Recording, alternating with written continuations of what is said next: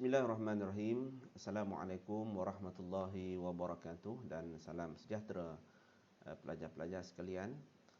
Jadi pada minggu ini kita akan melihat hubungan Islam, iman dan ihsan dengan komunikasi. Kita masih lagi berada dalam topik yang pertama, iaitu konsep komunikasi Islam. Jadi antara perkara yang kita perlu fahami dalam komunikasi Islam adalah bagaimanakah hubungan Islam, iman dan ihsan dengan komunikasi. Jadi saya akan cuba untuk menghuraikan ketiga-tiga perkara itu. Apakah yang dimaksudkan dengan Islam, apakah yang dimaksudkan dengan iman dan apakah yang dimaksudkan dengan Islam. Kerana ketiga-tiga perkara ini dia menjadi asas perbahasan dalam setiap ilmu-ilmu yang dikaitkan dengan Islam, khususnya yang sedang kita bincangkan dalam kursus ini pada semester ini. Baik. Yang pertama kita nak melihat apakah yang dimaksudkan dengan Islam. Jadi saya petik sebuah hadis yang diriwayatkan ini yang disebut sebagai hadis apa yang disebutkan yang dinyatakan oleh Nabi Muhammad berkaitan dengan Islam. Saya bacakan teks Arabnya dan tidak menjadi suatu kewajipan, keperluan untuk pelajar-pelajar menghafal ataupun mengingat hadis yang saya sebutkan ini. Ini sebagai sandaran bahawa apa yang kita sebutkan maka dia ada sumbernya, ada dalilnya. Baik. Dalam sebuah hadis, ceritanya berkaitan dengan suatu hari malaikat Jibril datang jumpa dengan Nabi Muhammad. Jadi Jibril bertanya kepada Nabi Muhammad dalam bentuk memberikan pengajaran kepada orang yang berada di sekeliling Nabi.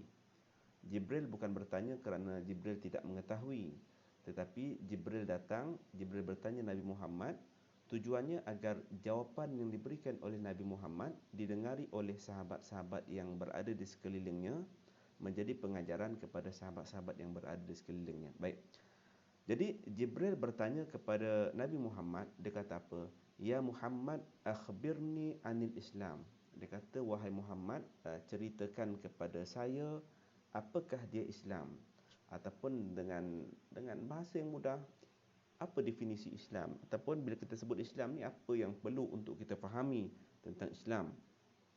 Ingat soalan ni bukan kerana dia tak tahu, tetapi soalan ini bertujuan agar mereka yang berada di sekeliling Nabi mendengar jawapan Nabi, mengambil pengajaran daripada jawapan yang diberikan oleh Nabi SAW. Maka Nabi pun menjawab persoalan Jibril dengan mengatakan bahawa al-Islamu an tashhada an la ilaha illallah. Islam yang pertama, kamu bersaksi, kamu percaya bahawa tiada Tuhan yang disembah melainkan Allah dan Muhammad itu adalah pesuruhnya. Itu yang pertama. Wa tuqimas salah. Yang kedua, Islam itu adalah mendirikan sembahyang. Yang ketiga, wa tu'tiyaz zakah, membayar zakat. Yang keempat, wa tasumu Ramadan, berpuasa dalam bulan Ramadan. Yang kelima, wa tahujjal baita in istata'ta ilaihi sabila, menunaikan haji seandainya ada kemampuan. Jadi soalan yang datang daripada Jibril yang meminta penjelasan berkaitan dengan Islam dijawab oleh Nabi Muhammad dengan 5 jawapan. Apa dia? Islam itu adalah mengungkapkan tiada Tuhan yang disembah melainkan Allah dan Muhammad itu pesuruh Allah, mendirikan solat, membayar zakat, berpuasa dalam bulan Ramadan, kemudian yang kelima, menunaikan haji sekiranya ada kemampuan. Dari sudut bahasa, perkataan Islam berasal daripada perkataan bahasa Arab yang berasal daripada kalimah, daripada perkataan salima yang bermaksud selamat.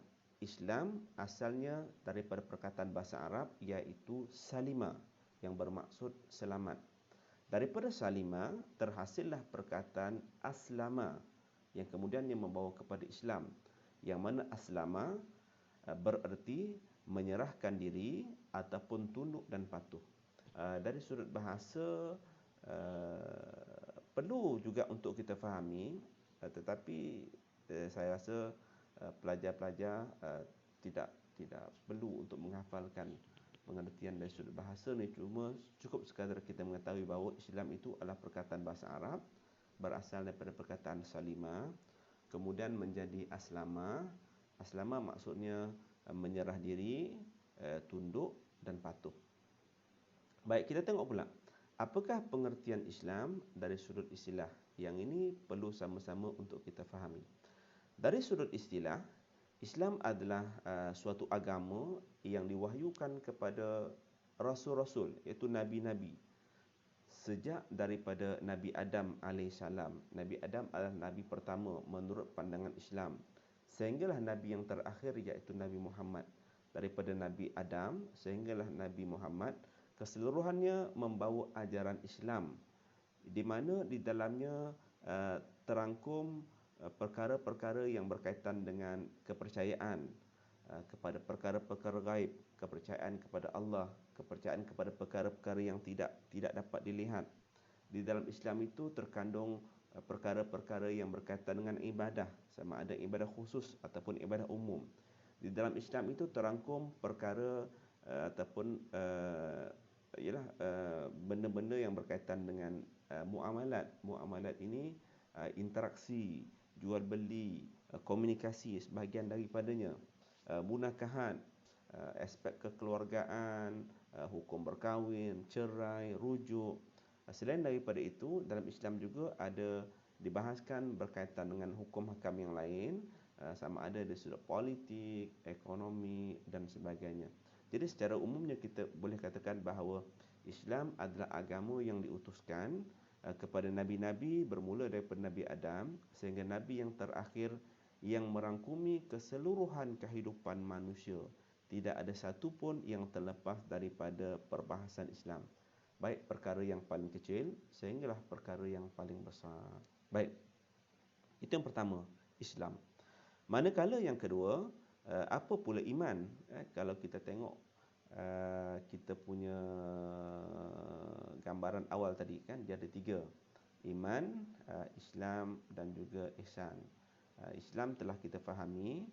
Kemudian kita tengok apa pula yang dimaksudkan dengan iman. Masih lagi dalam hadis yang sama, petikan hadis yang kedua. Hadisnya sama, cuma saya bahagi-bahagikan. Kerana dalam hadis itu Malaikat Jibril bertanya tentang 3 perkara.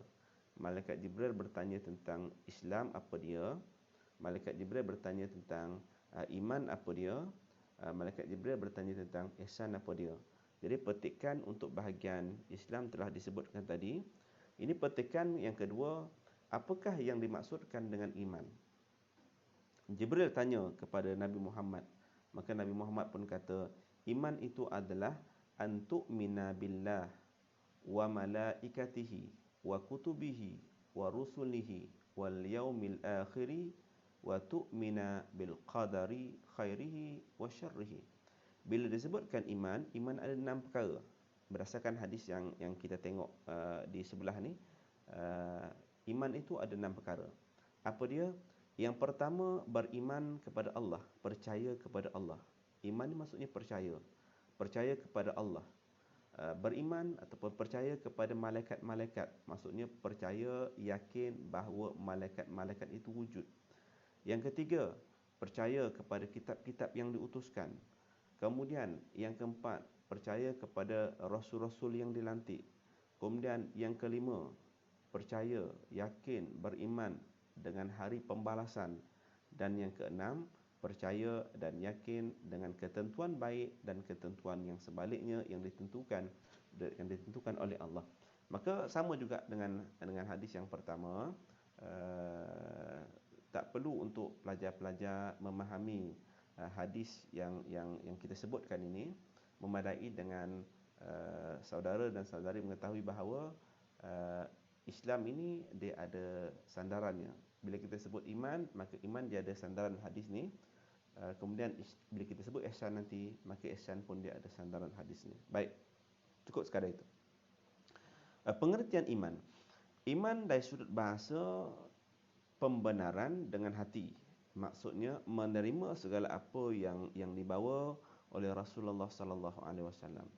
Manakala dari sudut istilah, pembenaran dengan hati, pengakuan dengan lisan, dan amal dengan anggota badan. Percaya dengan hati, mengaku dengan lisan, dan melakukannya dengan anggota badan. Oleh sebab itu, iman boleh bertambah dan berkurang, sebagaimana amalan juga bertambah dan berkurang. Jadi ini perbahasan yang saya tak berhajat untuk melanjutkannya. Cukup sekadar kita memahami bahawa iman adalah kepercayaan. Ulang balik, bila kita sebut Islam, Islam tadi adalah peraturan, Islam adalah suatu sistem. Bila kita sebut iman pula, iman adalah kepercayaan.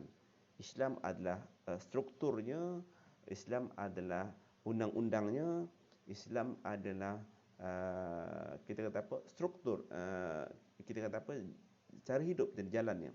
Manakala iman adalah kepercayaan seseorang, bukan hanya sekadar percaya dalam hati, tetapi mengakuinya juga dengan lidah, dan amalan perbuatannya juga menunjukkan kepercayaannya kepada apa yang dipercayai. Baik, itu yang kedua.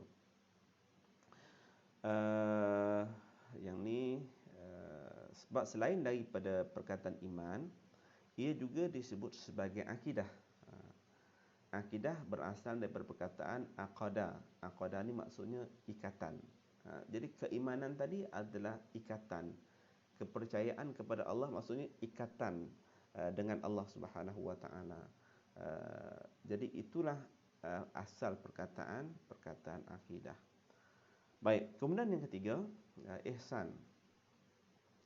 Dalam hadis yang kita tengok sekarang ni, yang saudara-saudari lihat, bagaimana dalam kisah yang sama kan, Jibril bertanya kepada Nabi Muhammad, apa dia Islam, apa dia iman.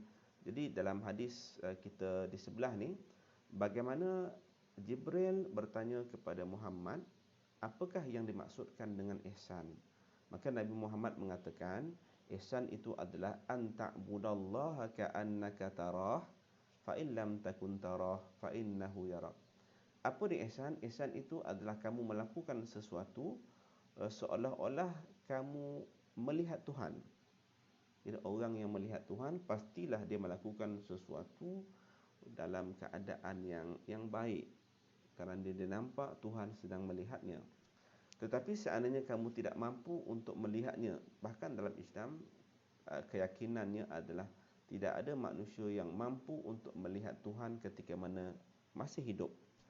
Baik, dalam keadaan kita tidak mampu untuk melihat Tuhan, maka kena ada suatu kepercayaan bahawa Tuhan sentiasa melihat kepada kita. Maka datangnya ihsan bila ada perasaan bahawa manusia itu sentiasa diperhatikan dari sudut setiap tindak tanduk, perlakuan, percakapan, apa yang dilakukan, maka keseluruhannya diperhatikan oleh Allah. Pengertian ihsan, pengertian akhlak berasal daripada perkataan bahasa Arab, iaitu al-khuluq. Ihsan ni merujuk kepada akhlak perkataan daripada bahasa Arab, berasal daripada suatu kalimah iaitu al-khuluq, yang berarti tabiat, perangai, tingkah laku, kebiasaan. Sebab itu orang yang berakhlak bukan hanya sekadar menunjukkan di hadapan manusia, tetapi di belakang manusia pun akhlaknya sedemikian. Kalau dia tak buang sampah depan orang, belakang orang pun dia tak buang sampah. Kerana akhlak adalah tingkah laku, kebiasaan, kelakuan yang telah tersemai di dalam dirinya. Manakala menurut istilah, akhlak ialah sifat yang ada dalam diri seseorang. Telah saya sebutkan tadi kan, dia bukan hanya sekadar untuk dipertontonkan depan khalayak, tetapi dia merupakan suatu pribadi, suatu tabiat yang dilakukannya di mana-mana sahaja. Jadi menurut istilah, akhlak ialah sifat yang ada dalam diri seseorang manusia, yang boleh mengeluarkan sesuatu dengan senang dan mudah tanpa adanya suatu pemikiran dan paksaan. Kerana tabiatnya begitu, tidak dipaksa-paksa. Memang dia orang yang baik, berakhlak yang baik, maka tidak memerlukan apa-apa paksaan untuk dia berbuat baik. Dia berjalan dia nampak sampah, maka dia ambil, diletakkannya dalam tong sampah. Sama ada orang melihat, tidak ada orang melihat, maka tanpa dipaksa, maka akhlaknya sedemikian. Baik, akhlak terbahagi kepada dua. Ada yang disebut sebagai akhlak yang mahmudah dan ada yang disebut sebagai akhlak mazmumah. Akhlak mahmudah adalah akhlak yang mulia. Akhlak mazmumah adalah akhlak yang tercela, kan, berbuat baik dengan orang, hormat guru-guru, kan, hormat pensyarah, sayang kepada kawan-kawan. Maka itu adalah akhlak yang baik ataupun disebut sebagai akhlak yang mahmudah. Manakala akhlak yang mazmumah ini adalah sifat-sifat yang tercela, sifat-sifat yang terkeji, dengki, marah dengan orang, sifat sombong, riak, takabur. Maka itu termasuk dalam apa yang disebut sebagai akhlak yang mazmumah. Jadi kita nak rangkumkan ketiga-tiga perkara tadi. Bila kita sebut Islam ni adalah sistem. Iman adalah kepercayaan. Ihsan adalah akhlak. Kita nak kaitkan ketiga-tiga ini dengan komunikasi. Satu perkara yang telah kita fahami bahawa komunikasi adalah alat yang penting untuk berinteraksi dengan, sama ada dengan Tuhan, berinteraksi dengan manusia, berinteraksi dengan alam, berinteraksi dengan dirinya. Ada kalanya perkataan yang kita ungkapkan bukan hanya sekadar untuk sampai maksud. Kita nak minta kawan kita melakukan sesuatu bagi pihak kita, maka bukan hanya sekadar buatkan untuk saya, tetapi dari sudut akhlaknya. Maksudnya apa? Menuturkan dengan intonasi yang baik. Komunikasi dikaitkan dengan akhlak, menuturkannya dengan baik, menggunakan bahasa yang baik. Tolong buatkan untuk saya. Bukan hanya sekadar itu, tetapi yang diminta, tolong buatkan untuk saya apa yang diminta. Kalau minta tolong buat tugasan bagi pihak dia, maka dari sudut kepercayaannya tidak betul. Sebab kita sebutkan tadi bahawa kepercayaan ini bermaksud seseorang itu percaya dengan Allah, percaya dengan pembalasan. Buatkan assignment untuk kawan-kawan ni bukan suatu akhlak yang baik, bukan suatu kepercayaan yang baik. Walaupun bahasa yang baik, bahasa yang santun, maka tak betul lah. Begitu juga dari sudut struktur penyampaiannya, medium yang digunakan. Sebab itu disebutkan bahawa komunikasi adalah alat paling utama untuk berinteraksi dengan Tuhan dan mengenal bukan sahaja diri sendiri, tetapi juga dengan orang lain, dengan apa yang berada di sekeliling untuk dipelajari. Maka kena jaga dari sudut akhlaknya, kena jaga dari sudut halal haramnya, boleh atau tidak, dan yang seumpamanya. Saya mengharapkan mudah-mudahan saudara dan saudari dapat memahami apa yang disampaikan pada minggu ini.